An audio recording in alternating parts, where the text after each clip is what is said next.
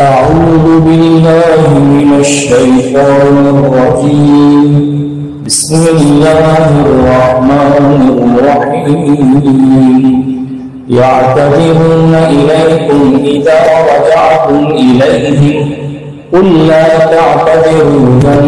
نؤمن لكم قد نبأنا الله من أخباركم وسيرى الله عملكم ورسوله ثم تردون إلى عالم الغيب والشهادة فينبئكم بما كنتم تعملون. سيحلفون بالله لكم إذا انقلبتم إليهم لتعرضوا عنهم فأعرضوا عنهم إنهم رجس ومأواهم جهنم جزاء بما كانوا يكسبون. يحلفون لكم لترضوا عنهم فإن ترضوا عنهم فإن الله لا يرضى عن القوم الفاسقين. الأعراب أشد كفرا ونفاقا وأجدر أن لا يعلموا حدود ما أنزل الله على رسوله والله عليم حكيم. ومن الأعراب من يتخذ ما ينفق مغرما ويتربص بكم الدوائر عليهم دائرة السوء والله سميع عليم. ومن الأعراب من يؤمن بالله واليوم الآخر ويتخذ ما ينفق قربات عند الله وصلوات الرسول ألا إنها قربة لهم سيدخلهم الله في رحمته إن الله غفور رحيم. والسابقون الأولون من المهاجرين والأنصار والذين اتبعوهم بإحسان رضي الله عنهم ورضوا عنه وأعد لهم جنات تجري تحتها الأنهار خالدين فيها أبدا ذلك الفوز العظيم. وممن حولكم من الأعراب منافقون ومن أهل المدينة مردوا على النفاق لا تعلمهم نحن نعلمهم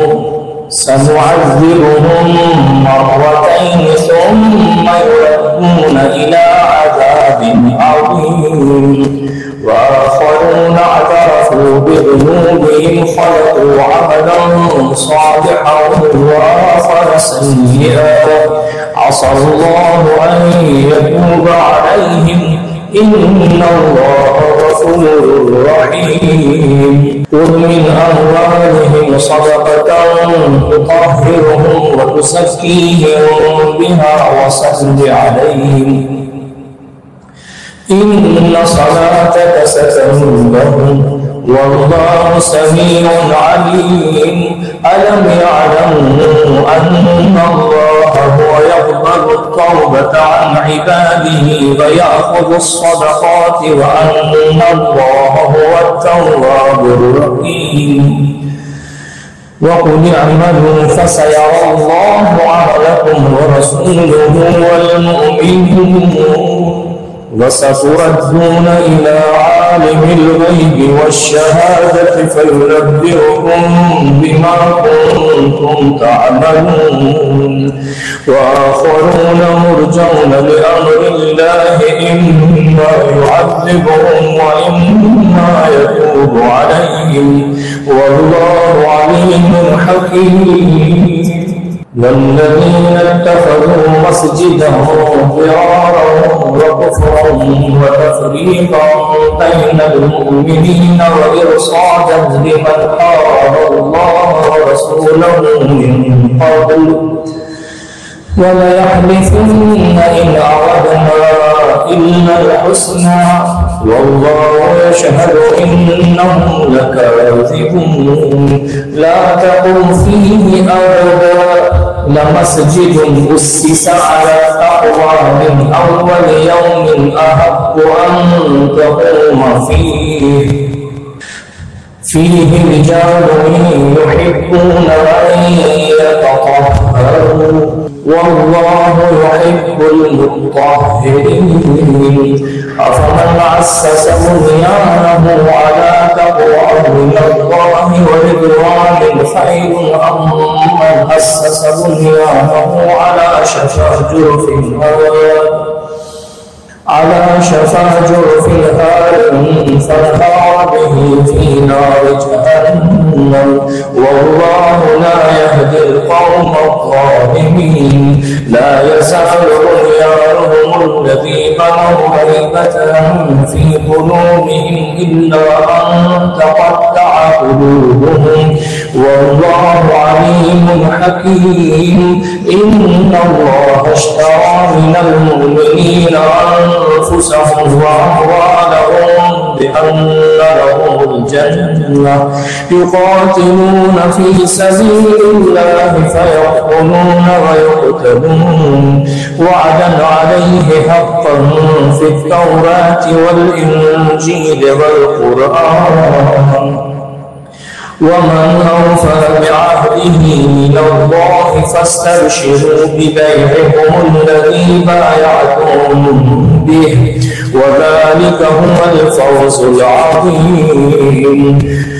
التائبون العابدون الحامدون السائحون الراكعون الساجدون الآمرون بالمعروف والناهون عن المنكر والحافظون لحدود الله وبشر المؤمنين ما كان للنبي والذين آمنوا أن يستغفروا للمشركين ولو كانوا أولي قربى من بعد ما تبين لهم أنهم أصحاب الجحيم وما كان استغفار إبراهيم لأبيه إلا عن موعدة وعدها إياه فلما تبين له أنه عدو لله تبرأ منه إن إبراهيم لأواه حليم وما كان الله ليضل قوما بعد إذ هداهم حتى يبين لهم ما يتقون إن الله بكل شيء عليم إن الله له ملك السماوات والأرض يحيي ويميت وما لكم من دون الله من ولي ولا نصير لقد تاب الله على النبي والمهاجرين والأنصار الذين اتبعوه في ساعة العسرة من بعد ما كاد يزيغ قلوب فريق منهم ثم تاب عليهم إنه بهم رؤوف رحيم وعلى الثلاثة الذين خلفوا حتى إذا ضاقت عليهم الأرض بما رحبت وضاقت عليهم أنفسهم وظنوا أن لا ملجأ من الله إلا إليه ثم تاب عليهم ليتوبوا إن الله هو التواب الرحيم يا أيها الذين آمنوا اتقوا الله وكونوا مع الصادقين ما كان لأهل المدينة ومن حولهم من الأعراب أن يتخلفوا عن رسول الله ولا يرغبوا بأنفسهم عن نفسه ذلك بأنهم لا يصيبهم ظمأ ولا نصب ولا مخمصة في سبيل الله ولا يطعون موطئا يغيظ الكفار ولا ينالون من عدو نيلا إلا كتب لهم به عمل صالح إن الله لا يضيع أجر المحسنين ولا ينفقون نفقة صغيرة ولا كبيرة ولا يقطعون واديا إلا كتب لهم ليجزيهم الله أحسن ما كانوا يعملون وما كان المؤمنون لينفروا كافة فلولا نفر من كل فرقة منهم طائفة ليتفقهوا في الدين ولينذروا قومهم إذا رجعوا إليهم لعلهم يحذرون يا أيها الذين آمنوا قاتلوا الذين يلونكم من الكفار وليجدوا فيكم غلظة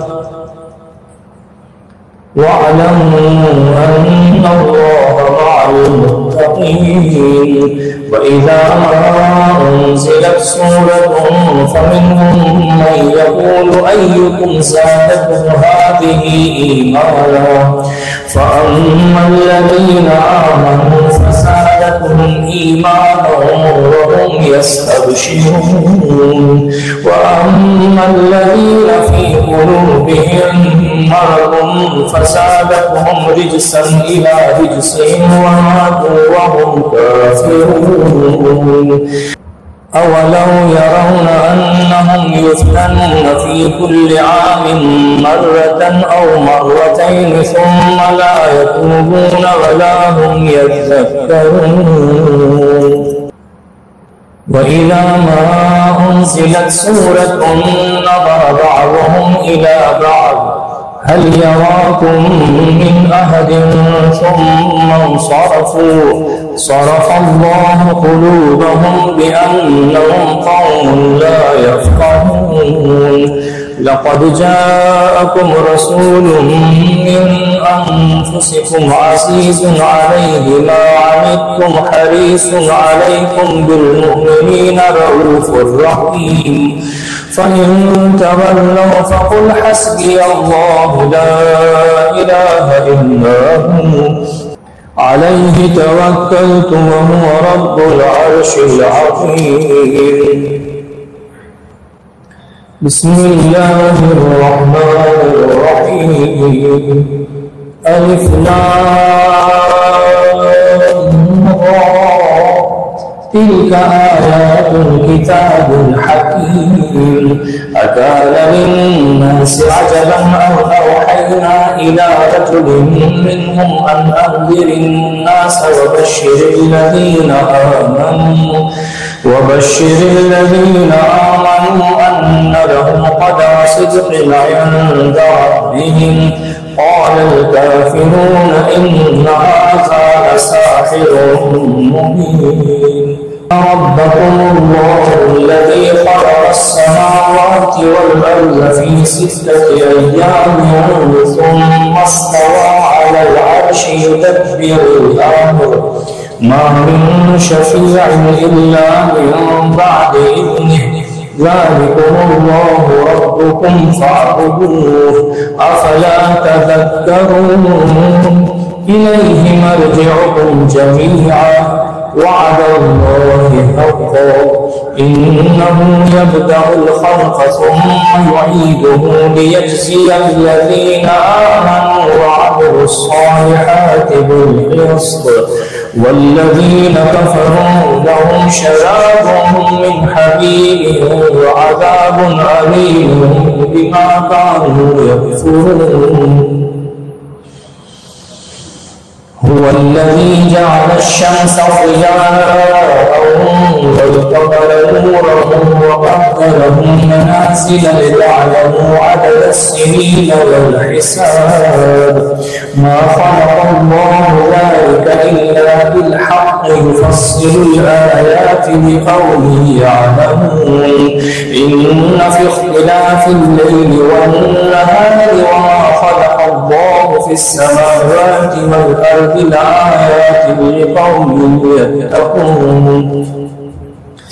إن الذين لا يرجون لقاءنا ورضوا بالحياة الدنيا واطمأنوا بها والذين هم عن آياتنا غافلون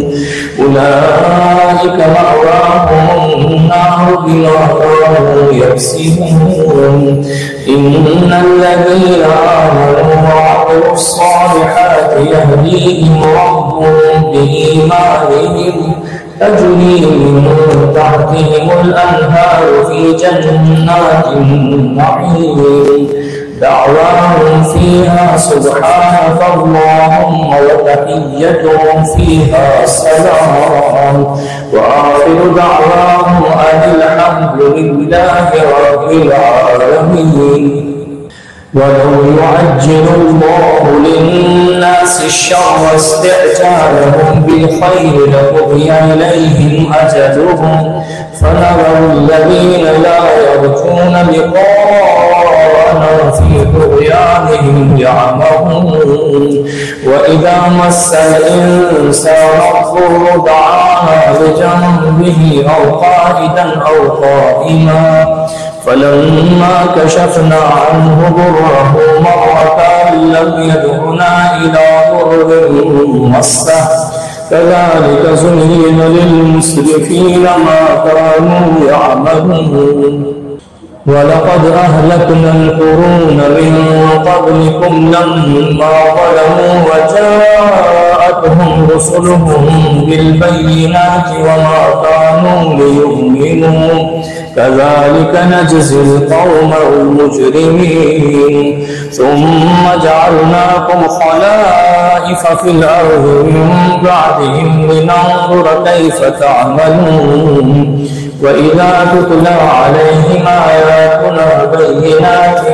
قال الذين لا يرجون لقاءنا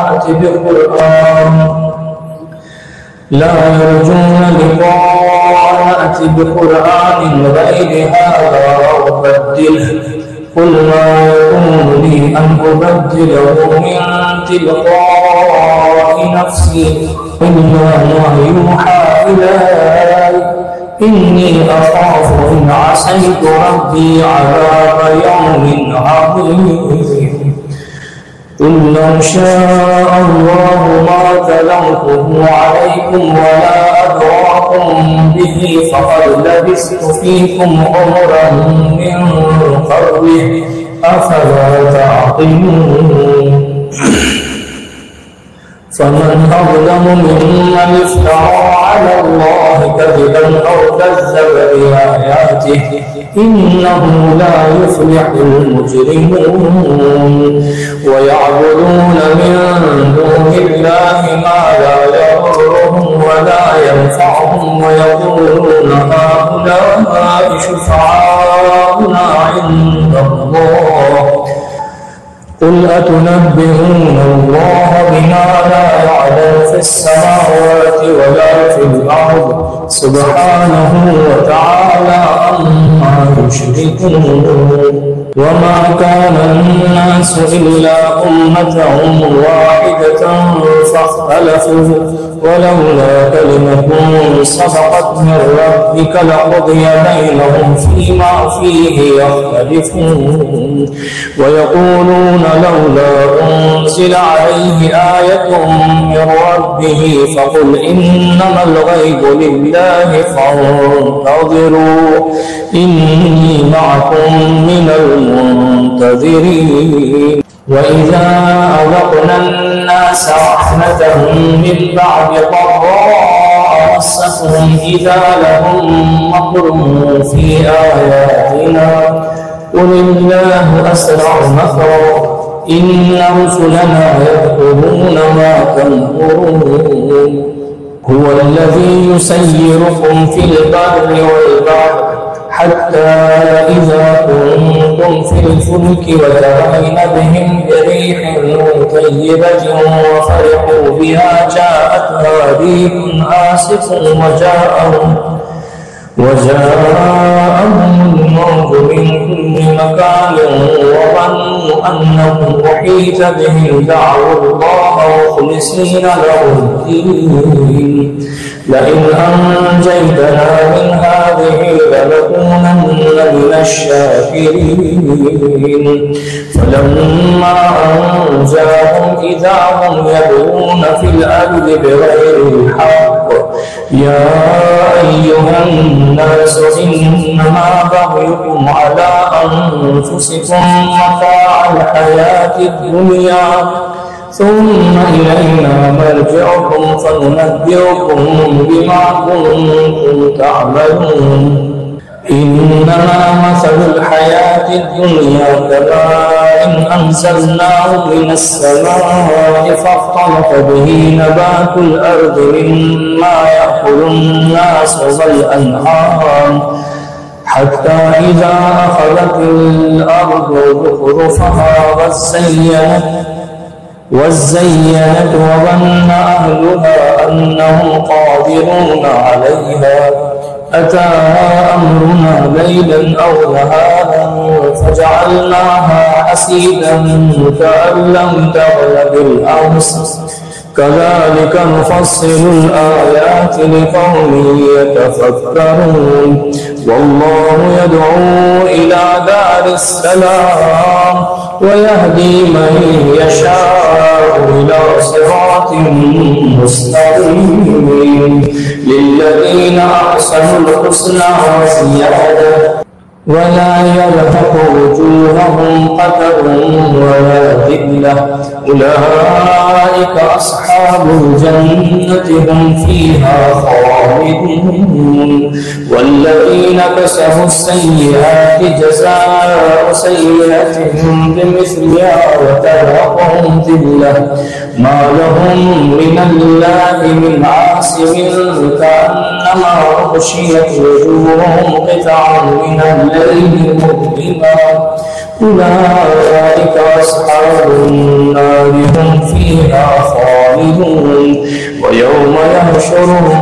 ويوم نحشرهم جميعا ثم نقول للذين أشركوا مكانكم أنتم وشركاؤكم فزيّلنا بينهم وقال شركاؤهم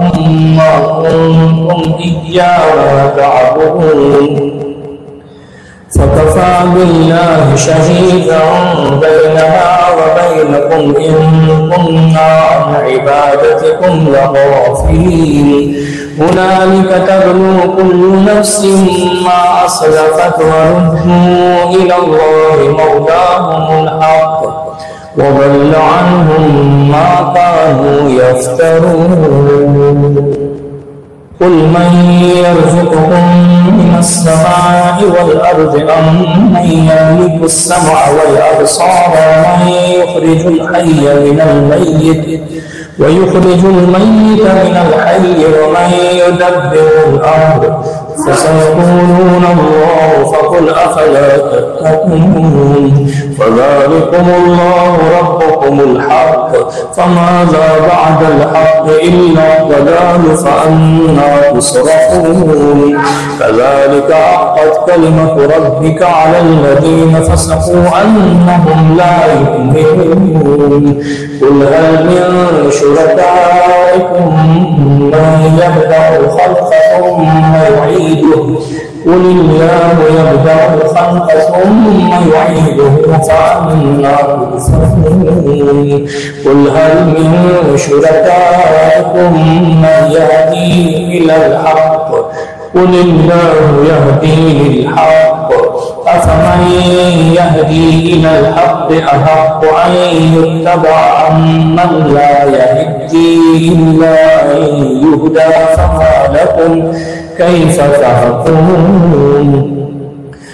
وما يتبع أكثرهم إلا ظنا إن الظن لا يغني من الحق شيئا إن الله عليم بما يفعلون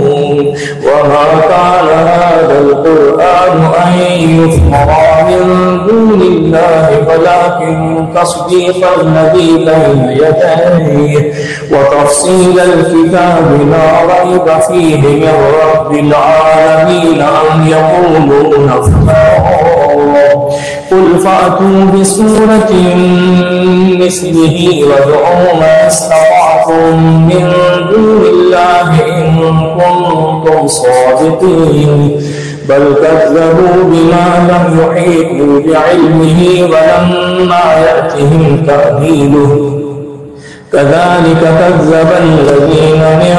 قبلهم فانظر كيف كان عاقبة الظالمين ومنهم من يؤمن به ومنهم من لا يؤمن به وربك أعلم بالمفسدين فإن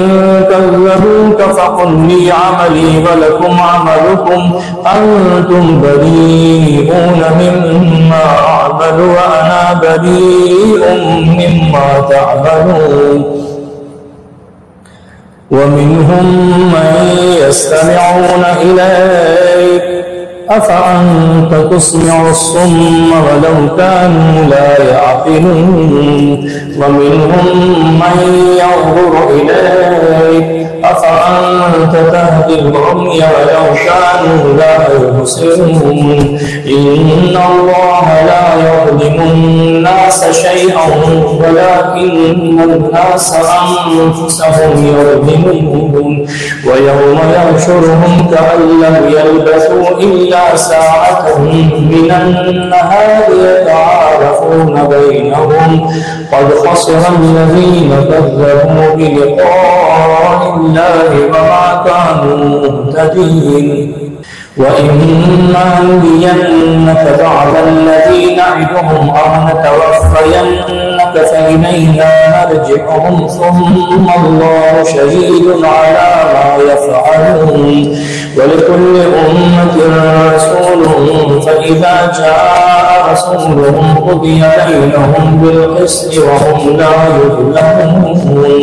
ويقولون متى هذا الوعد إن كنتم صادقين قل لا أملك لنفسي ضرا ولا نفعا إلا ما شاء الله لكل أمة أجل إذا جاء أجلهم فلا يستأخرون ساعة ولا يستقدمون قل أرأيتم إن أتاكم عذابه بياتا أو نهارا ما لا يستعجل منه المجرمون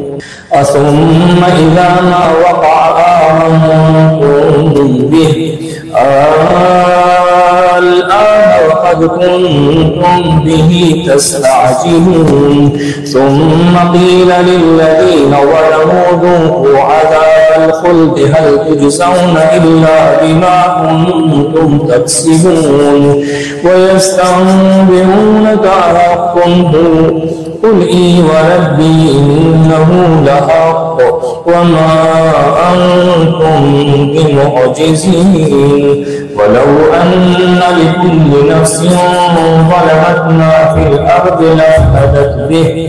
وأسروا الندامة لما رأوا العذاب وقضي بينهم بالقسط وهم لا يظلمون ألا إن لله ما في السماوات والأرض ألا إن وعد الله حق ولكن أكثرهم لا يعلمون هو يحيي ويميت وإليه ترجعون يا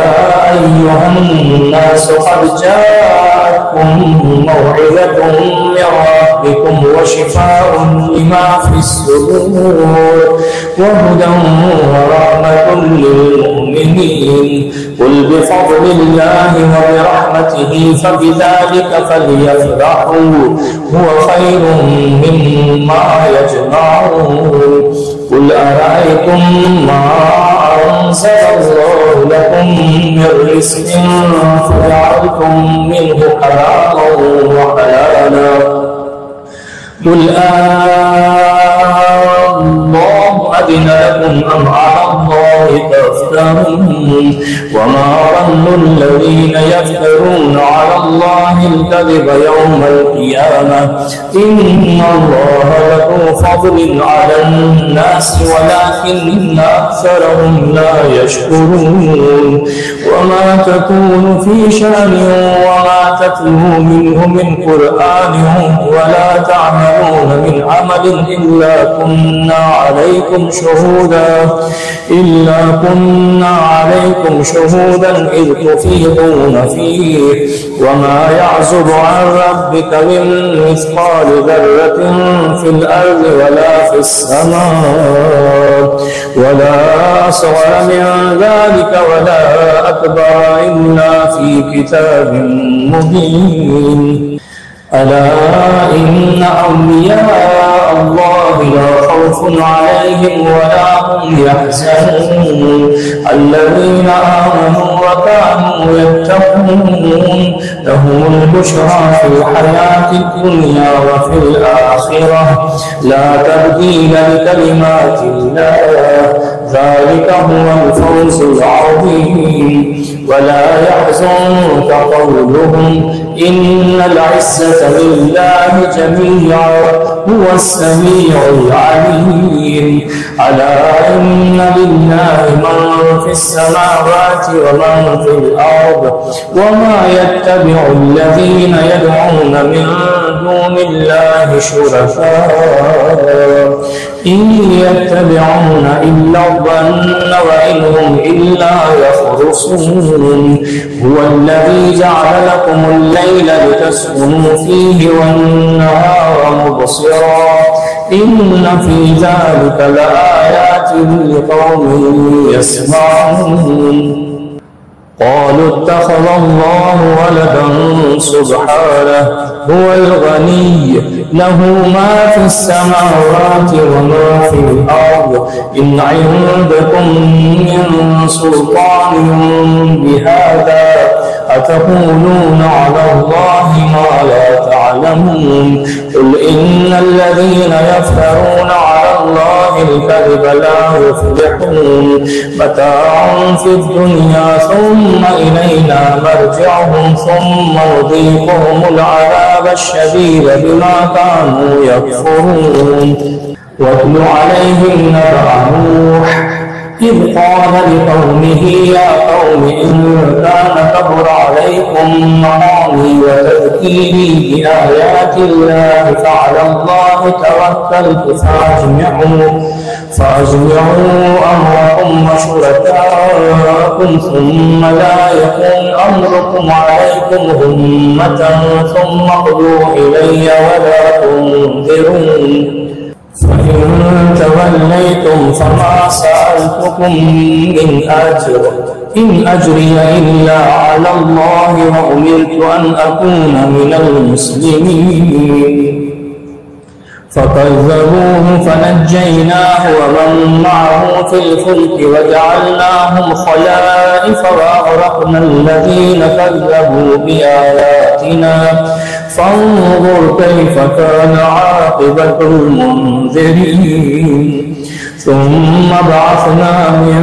بعده رسلا إلى قومهم فجاءوهم بالبينات فما كانوا ليؤمنوا بما كذبوا به من قبل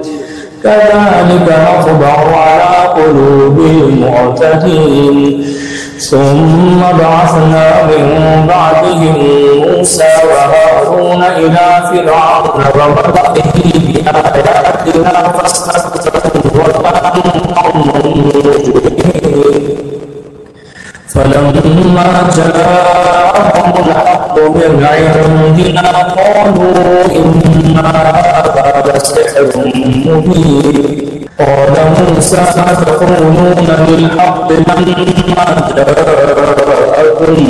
أسحر هذا ولا يفلح الساحرون قالوا أجئتنا لتلفتنا عما وجدنا عليه آباءنا وتكون لكم الكبرياء في الأرض وما نحن لكما بمؤمنين. وقال فرعون ائتوني بكل ساحر عليم. فلما جاء السحرة قال لهم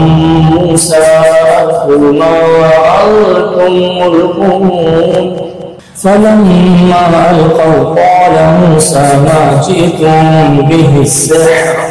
إن الله سيبطله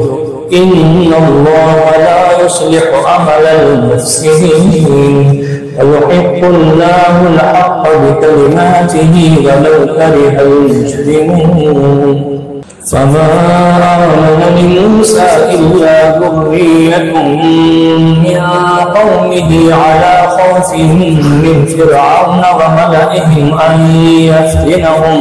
وإن فرعون لعال في الأرض وإنه لمن المسرفين. وقال موسى يا قوم إن كنتم آمنتم بالله فعليه توكلوا إن كنتم مسلمين. فقالوا على الله توكلنا ربنا لا تجعلنا فتنة للقوم الظالمين ونجنا برحمتك من القوم الكافرين. وأوحينا إلى موسى وأخيه أن تبوأ لقومكما بمصر بيوتا واجعلوا بيوتكم قبلة وأقيموا الصلاة وبشر المؤمنين. وقال موسى ربنا إنك آتيت فرعون وملأه زينة وأموالا في الحياة الدنيا ربنا ليضلوا عن سبيلك ربنا اطمس على أموالهم واشدد على قلوبهم فلا يؤمنوا حتى يروا العذاب الأليم. قال قد أجيبت دعوتكما فاستقيما ولا تتبعان سبيل الذين لا يعلمون. وجاوزنا ببني إسرائيل البحر فأتبعهم فرعون وجنوده بغيا وعدوا حتى إذا أدركه الغرق قال آمنت أنه لا إله إلا الذي آمنت به بنو إسرائيل وأنا من المسلمين. الآن وقد عصيت قبل وكنت من المفسدين. فاليوم ننجيك ببدنك لتكون لمن خلفك آية وإن كثيرا من الناس عن آياتنا لغافلون. ولقد بوأنا بني إسرائيل مبوأ صدق ورزقناهم من الطيبات فما اختلفوا حتى جاءهم العلم إن ربك يقضي بينهم يوم القيامة فيما كانوا فيه يختلفون. فإن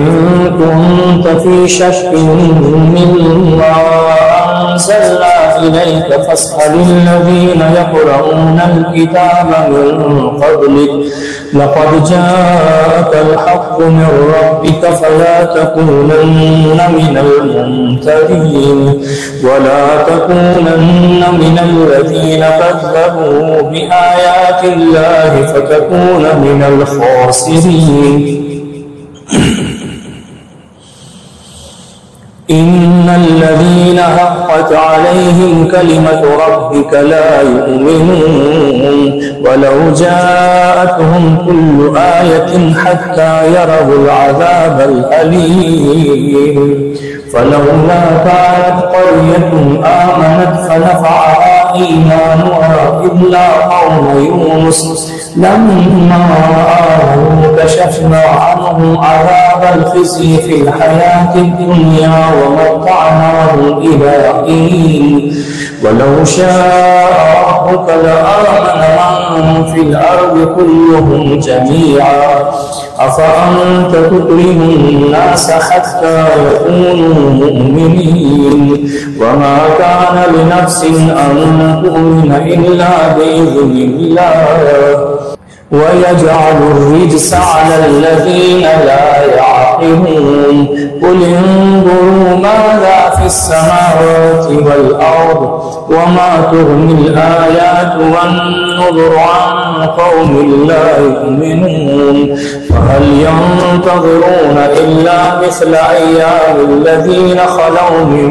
قبلهم قل فانتظروا إني معكم من المنتظرين ثم ننجي رسلنا والذين آمنوا كذلك حقا علينا ننجي المؤمنين قل يا أيها الناس إن كنتم في شك من ديني فلا أعبد الذين تعبدون من